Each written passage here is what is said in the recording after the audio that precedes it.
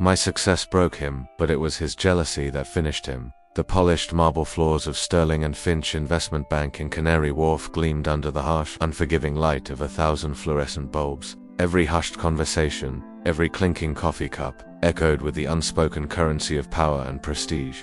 For as long as I could remember, Liam, my older brother, saw my achievements not as triumphs, but as direct challenges to his fragile ego. We were Olivia and Liam Reed, siblings by blood, yet living in starkly different realities of ambition. I striving to carve out my niche in the cutthroat world of finance, fueled by sheer grit. He, consumed by a desperate need to not just succeed, but to obliterate any competition.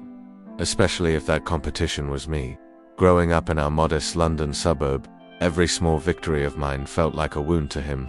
When I scored top marks in a maths competition, Liam would casually mention his invitation to an exclusive summer program he never actually attended. He'd parade his own minor accomplishments, no matter how insignificant, with a theatrical flair that always overshadowed my quiet, hard-earned victories. I never truly understood his rage. All I ever wanted was his approval, his shared excitement. I'd show him a complex financial model I'd finally mastered, a glowing commendation from a community project, and he'd just sneer. "You think that's impressive, Olivia? Your ambition, Olivia, is a cheap penny stock. Mine's a blue-chip empire." He'd dismiss my enthusiasm, often with a dismissive wave or a sharp word, leaving me with a crumpled printout and a shattered sense of camaraderie. The year I turned 16 was a turning point. My analytical report on market trends for a school project won a district-wide economics prize. It was a small step, but a monumental one for me, a girl from our side of town hoping to make it in the financial world. I confided in Liam, hoping this time he might finally see me as a peer, someone with genuine potential. They picked my report. "Liam, can you believe it? The one on emerging markets." His eyes, usually cold, flickered with an unnerving interest. "Let me see it," he said, snatching the meticulously researched document from my hand. He studied it for a long moment, a peculiar smirk twisting his lips. He said he wanted to show it to a contact of his in the finance industry, someone who could give me real feedback. Naively, I agreed. He walked out, and I never saw that original report again. Instead, a month later, he presented a strikingly similar economic forecast at a family gathering, claiming it as his own groundbreaking analysis that had caught the eye of a major firm.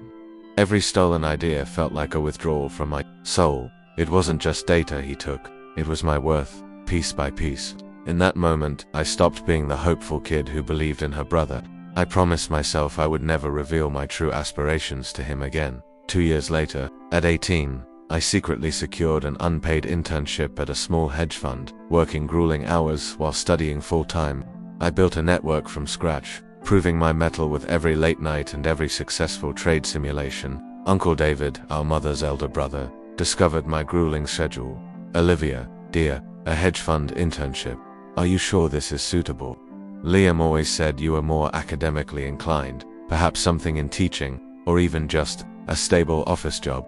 His subtle bias, always favoring Liam's more conventional and often exaggerated career moves over my ambitious pursuits, stung deeply. Still, my parents, beaming with a pride I hadn't seen in years, wanted to celebrate. "Olivia, our little financial whiz," my mother cried, taking endless photos of me holding my new intern badge. I let them. Liam was supposedly busy with his high-level consulting work overseas.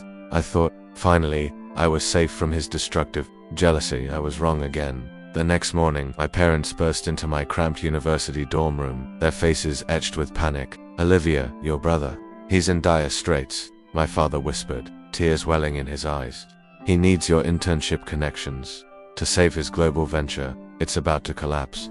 Liam arrived that afternoon, looking utterly distraught, his face pale, his voice a shaky whisper. He claimed he'd been in a catastrophic market crash during a multi-million-pound deal. He limped dramatically, clutching his chest, sighing about the immense pressure of it all. I knew it was a performance. Just days before, I'd seen his social media posts from a luxury resort, perfectly healthy. But he collapsed onto my bed, claiming the stress made him too weak to move, demanding I leverage my hard-won contacts at Sterling and Finch for his emergency bailout. That night, I made him his favorite shepherd's pie, playing along, letting him feel secure in his fabricated victimhood. After a grueling 2 weeks of me working overtime to cover my own expenses and silently pulling strings for him, Liam announced He was throwing a comeback gala to celebrate his resilience and his newfound success thanks to my connections. He invited everyone, our entire extended family, his dubious business associates, even several senior partners from Sterling and Finch whom I had cultivated relationships with.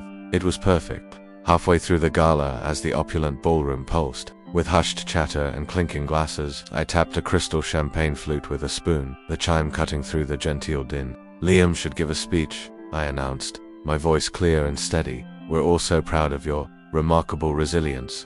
He launched into a practiced monologue about overcoming adversity, about the insurmountable odds he'd faced, about his brilliant foresight. He was mid-sentence, his voice cracking with feigned emotion, when I walked up to him.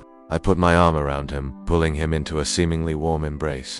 Just as I pulled away, my fingers brushed against the rigid edge of a hidden earpiece, and a small, almost invisible microcamera clipped to his lapel. His face went ashen. Liam gasped, a raw, panicked sound. My Uncle David choked on his drink, his eyes wide. The room went silent.